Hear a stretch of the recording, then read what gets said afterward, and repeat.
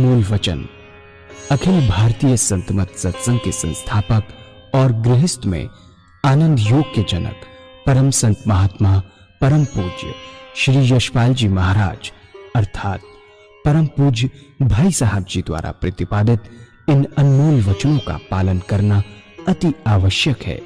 ये वचन हमारी गृहस्थ आध्यात्मिक साधना के लिए मूलभूत सिद्धांत हैं, जो इस प्रकार हैं।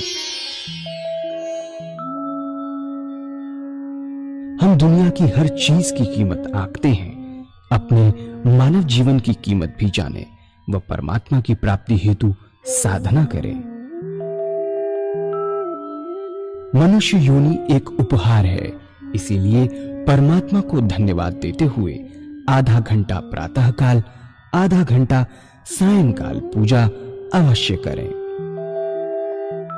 सत्संग, सतनाम व सद्गुरु को प्राथमिकता देते हुए इसी के आधार पर ध्यान योगाभ्यास अवश्य करें व गृहस्थ के कार्यों को परमात्मा का कार्य समझकर उसी की याद में संपन्न करें।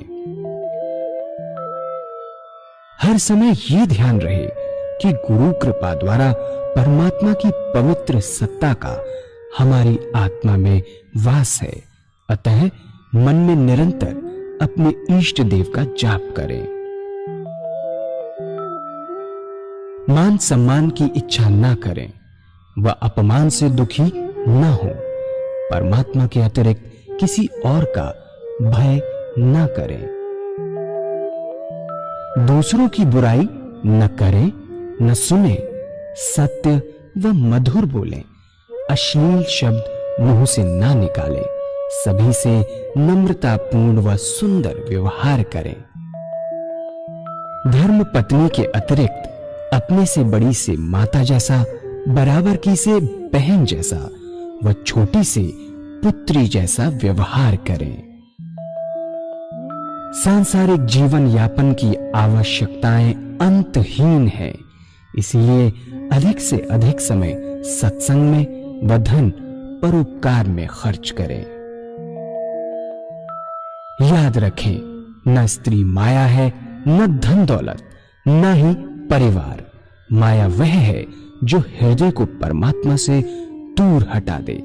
अतः निरंतर सत्संग और सद्गुरु की शरण में रहने का प्रयास करें। भोजन अपने इष्ट को अर्पण कर प्रसाद रूप में परमात्मा की याद में करें। रात्रि में सोने से पहले अच्छे बुरे कार्यों का आत्मनिरीक्षण कर उसका समुचित पश्चाताप करते हुए ध्यान करें व प्रभु की गहरी याद में ही विश्राम करें। परमात्मा तू ही है, तेरी इच्छा पूर्ण हो।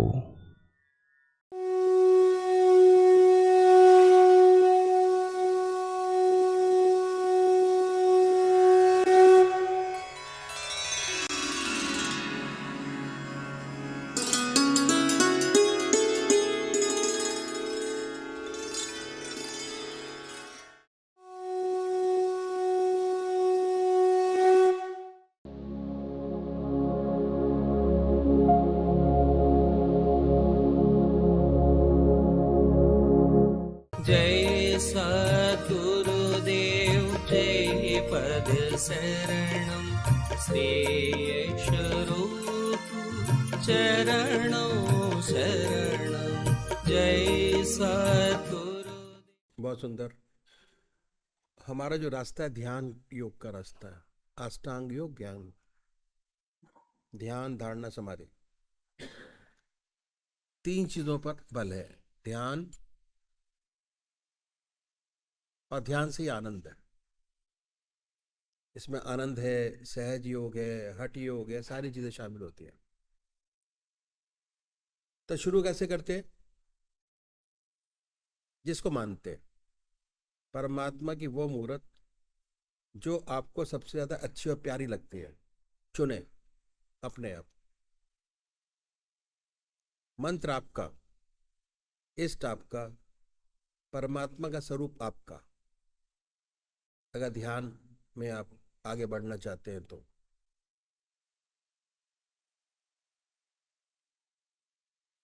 दो तरीके के भक्त हैं, निराकार और साकार। बहुत से ऐसे ना जो निराकार को भी नहीं मानते, साकार को भी नहीं मानते। वो अपने आप को जाने कि हम कौन है। सबसे बड़ी बात यह है कि हम अपनी आत्मा से पूछते हैं कि परमात्मा की कौन सी मूर्त, कौन सी सूरत आपको सबसे ज्यादा प्यारी लगती है। चुने अपने आप। उसके बाद बड़े प्यार से बैठिए सुखासन से, धूप दीप जलाएं,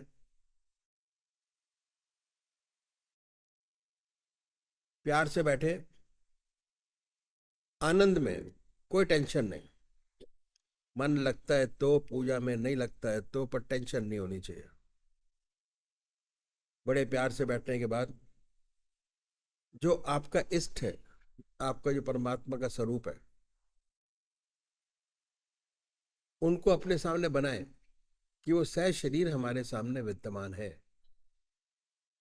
अब मूर्त पे नहीं है, ना मूर्ति में है ना सूरत पे है, सशरीर आपके सामने विद्यमान है। अपने सामने बनाएंगे। दिल की हर धड़कन में जो मंत्र आपका है,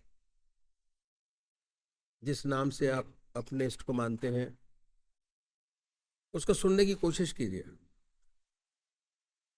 हृदय की हर धड़कन पर कि वो नाम निकल रहा है, हम सुन रहे हैं। और जब तक ऐसा ना हो, जिह्वा से बड़े आराम से उस नाम को ले सकते हैं, बहुत प्यार से। जब ये प्रोसेस शुरू करेंगे तो तरह तरह के विचार हमारे सामने आएंगे जो हमने कभी सोचे नहीं होंगे।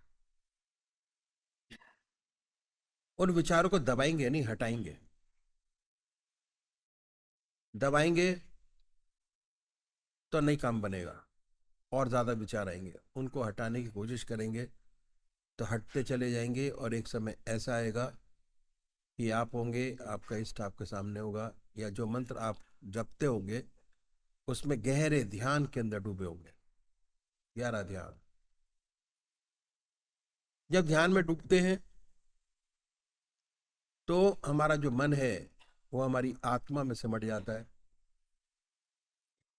और चैतन्यता और आनंद जो है वो आत्मा के अंदर है।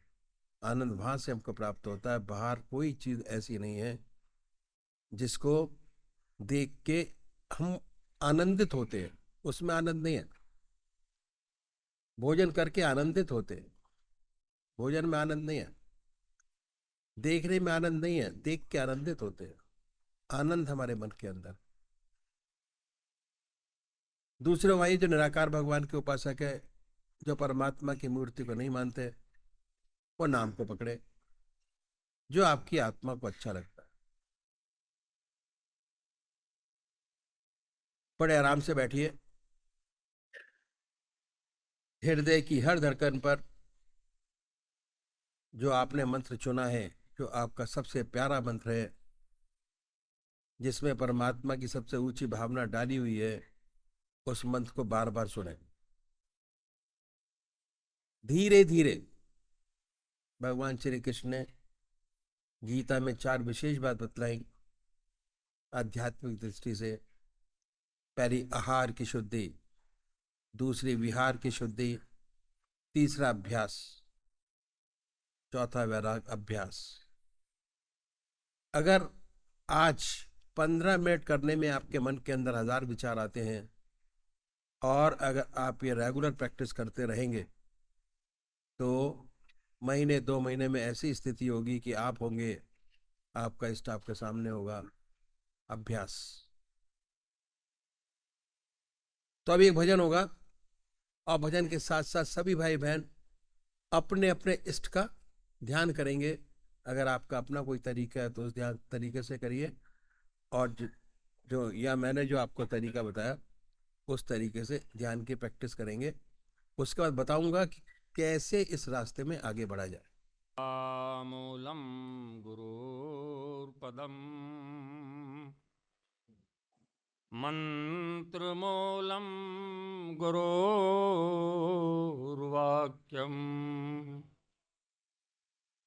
मोक्षमूलं गुरुर्कृपा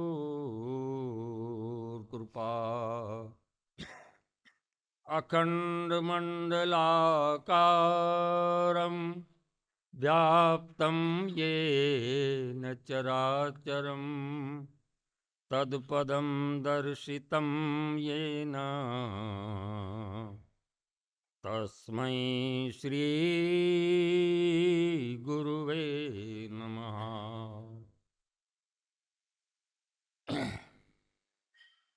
न मैं धाम धरती न धन चाहता हूँ, कृपा का तेरी एक कण चाहता हूँ। न मैं धाम धरती न धन चाहता हूँ, कृपा का तेरी एक कण चाहता हूँ।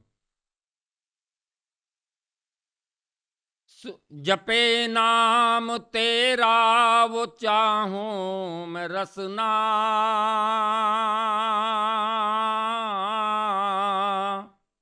जपे नाम तेरा वो चाहूं मैं रसना, सुने यश तेरा वो श्रवण चाहता हूँ। न मैं धाम धरती न धन चाहता हूँ, कृपा का तेरी एक कण चाहता हूँ। करे देव दर्शन तेरा जो निरंतर,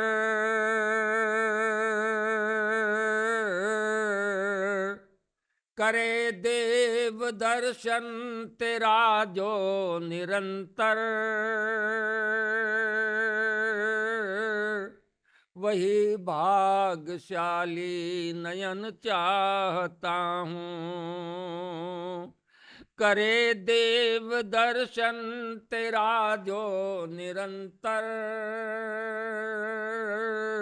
वही भाग्यशाली नयन चाहता हूँ। न मैं धाम धरती न धन चाहता हूँ, कृपा का तेरी एक कण चाहता हूँ। नहीं चाहना है मुझे स्वर्ग छवि के,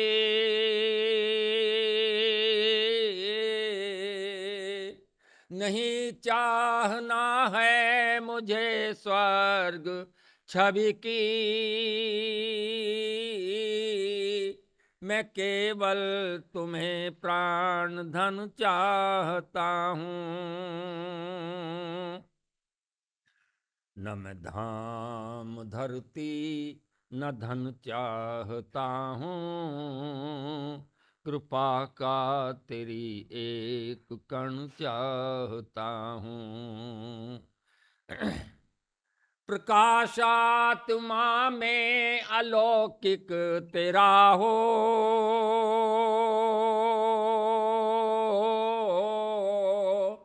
प्रकाशात्मा में अलौकिक तेरा हो, परम ज्योति हर एक क्षण चाहता हूँ। न मैं धाम धरती न धन चाहता हूँ, कृपा का तेरी एक कण चाहता हूँ। न मैं धाम धरती न धन चाहता हूँ, कृपा का तेरी एक कण चाहता हूँ। पूज्य माता और बंधुओं, एक बार एक डॉक्टर ने प्रश्न किया कि पूजा का क्या फायदा, कि तो बेकार लोगों का काम है, जिनके पास कोई काम नहीं माला लेके बैठे हैं, आधा घंटा सुबह बर्बाद करें, आधा घंटा सायकाल, और जिनके पास है वो काम करें। हम लोग तो डॉक्टर हैं, आधे घंटे में 2 मरीज बचा सकते हैं, अगर पूजा में बैठ गए तो क्या फायदा। ईश्वर को किसने देखा है? क्या पता है कि नहीं है? इस चक्कर में क्यों फंसा जाए? अपना काम सीधा साधा किया जाए, ऐसा उस डॉक्टर ने प्रश्न किया।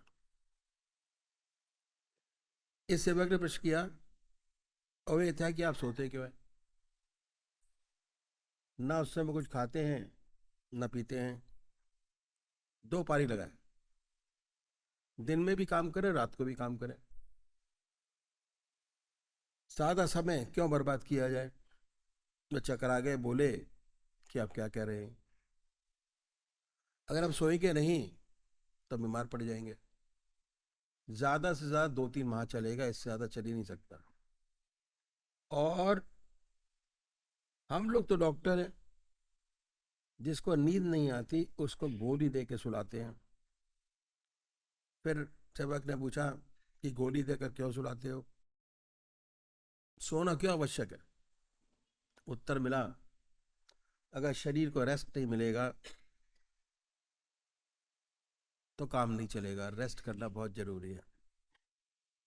फिर आगे उनसे कहा गया कि ऐसे इंजेक्शन निकालिए, इंजेक्शन दे दिया जाए और काम चलता रहे, सोए नहीं।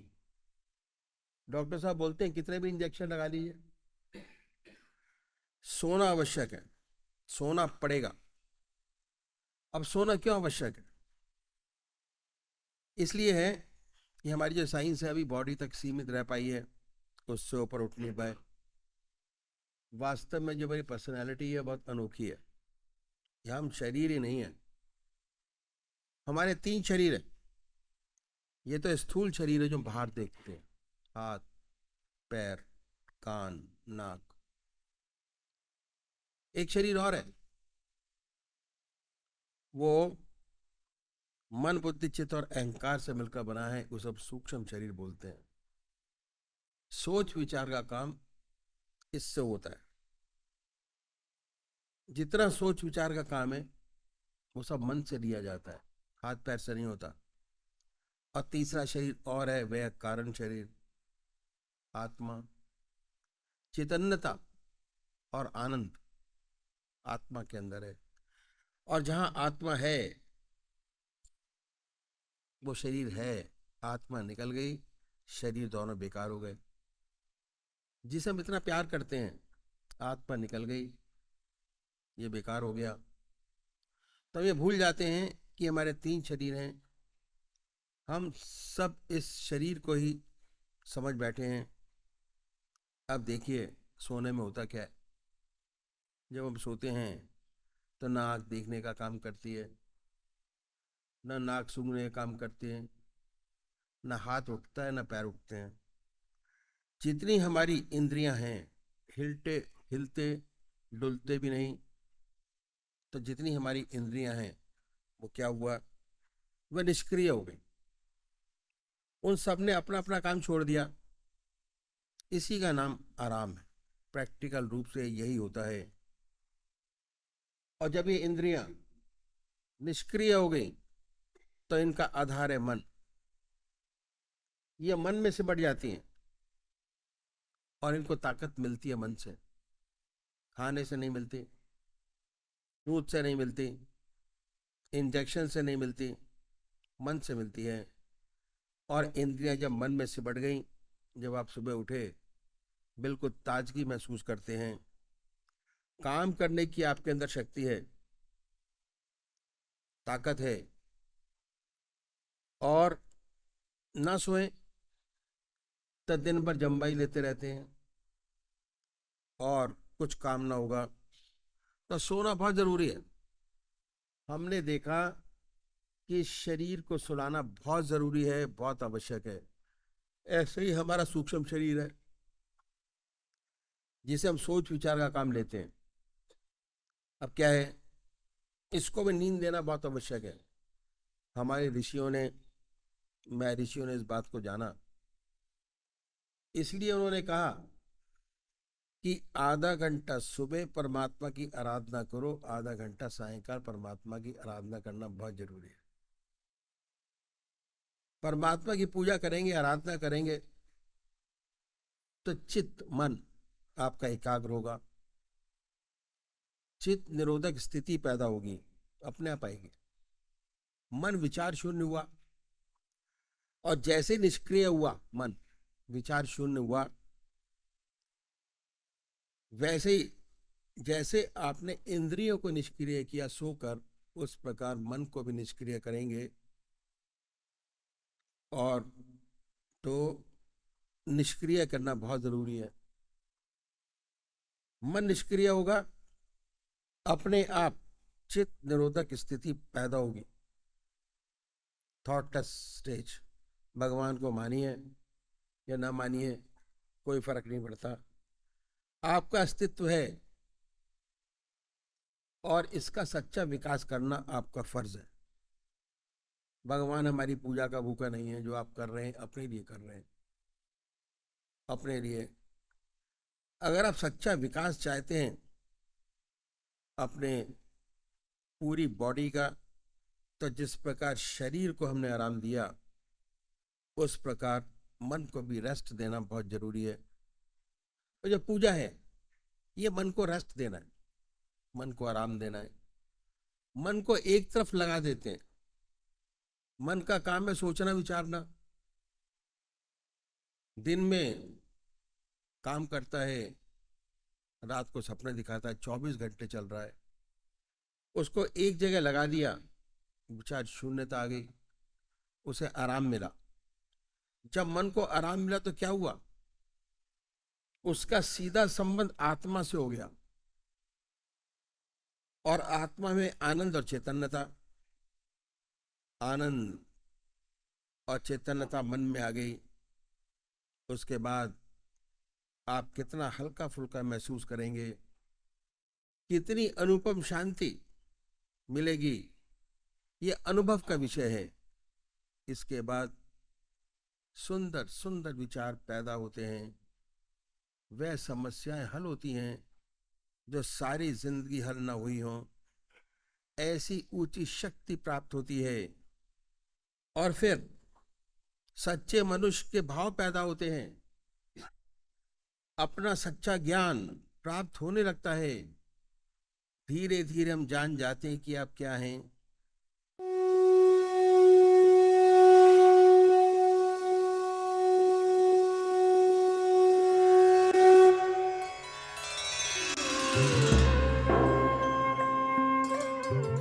ध्यान योग के कार्यक्रम आनंद योग से निशुल्क जुड़ने के लिए संपर्क करें 9810239677।